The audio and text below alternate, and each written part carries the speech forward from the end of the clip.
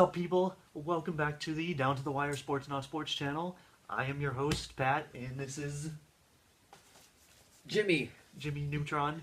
And today we are bringing you another big video talking about, do we think NFL players should sit the last week or not sit, regardless of if they locked up their playoff.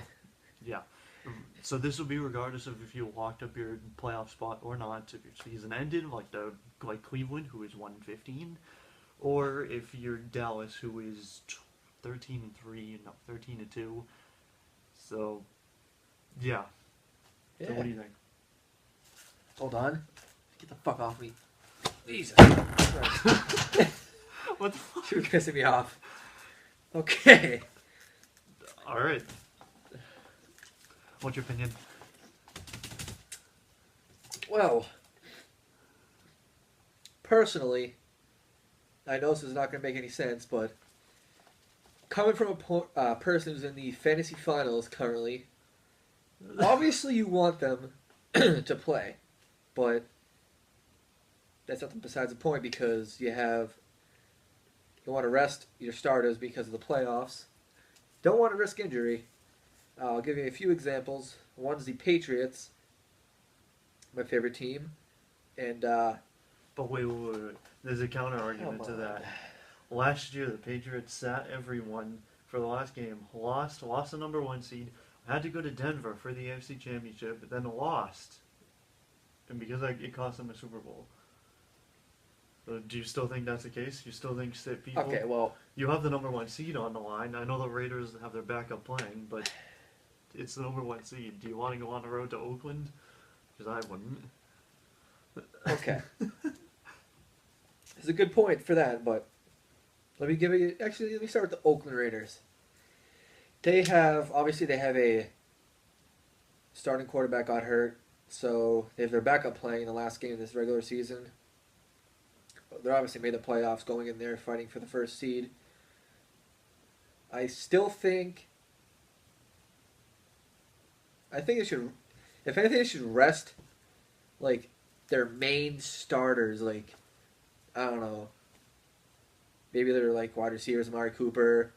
Who else? But especially in the Raiders' case this time around, though. Yeah, but they already got their top quarterback hurt. So they can't really risk anybody else getting hurt when they made the playoffs. You have nothing to lose at this point because Derek Carr's not there. We already lost. Not we. But the Patriots already lost Gronk. Yeah, but in Oakland's case, if you can win that game and hope for a Patriots loss, then they grab the number one seed, and that would mean home field advantage. Only 2 wins because they haven't locked up the bye yet. So only 2 wins would get them to a Super Bowl, and you would be playing them in Oakland. So that's pretty much the ultimate advantage, especially after losing your quarterback. So, I mean, I would think you'd play everyone, go all out that game. Yeah, if you were fighting for the... I mean, in my opinion, you got nothing to lose. True. That's just for the Raiders, though. For some of the other teams, I would say for the Patriots, rest. If anything, play them for the first... If they're building a lead in their game against the Miami Dolphins, take out... if you're... obviously they're not going to be winning 40-3 like the Jets game, but... You never know what could happen, but I don't think we'll do that against Miami Dolphins. But do you start players like Brady? Well, you'll start them, but... You'll start them because they still are fighting with the Raiders for first seed and home field advantage. So you'd start them if they're building a good lead by halftime. Take them out. See, the way I see it is you have teams like the Steelers and Texans who they're already locked into number 3 and 4 playoff spots, so they can't move up or down with a win or a loss. All right, take the Steelers. Put your guys on the bench. There's no reason for them to be playing. But if you have the team like the Patriots, there's reason to play. As I said, you don't want to go on the road for the AFC Championship. Even though you might be playing at Oakland with no starting quarterback, it's still a tough place to play, even in the playoffs. Yeah, it's Steelers don't start Big Ben, don't start Brown or Bell. Steelers should pretty much sit their entire team. Just fucking forfeit the game, fuck it. I mean, really, you just Lose take to the the loss. Yeah, Yeah, fuck give that. the Browns some They're confidence. gonna fight because they don't want to lose to the Browns and give them 2 wins in a row. But they're not gonna. They'll probably clearly not start any of their good guys, any starters, no top defensemen or defensive players. But The only other thing I too would be worried about if you're a Patriots fan, the Dolphins are going to be playing all their guys, so you get the hard hits out of Sue and Wake.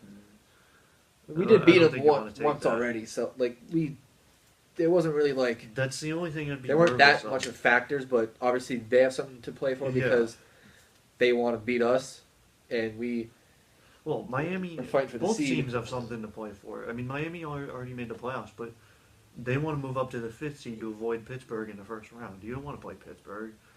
Well, I mean, they'd rather go play Tom Savage in Texas. So, for that.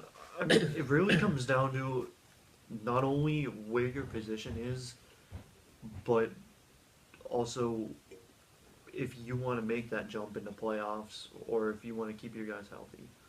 Basically, like a kind of a team by team situation. Like if your team has already a lock seed, you're not going to be able to move anywhere up or down. Then yeah, don't The one risk thing it. I do hate too, though, is these NFL teams. A lot of them charge you hundreds and hundreds of dollars to see these games.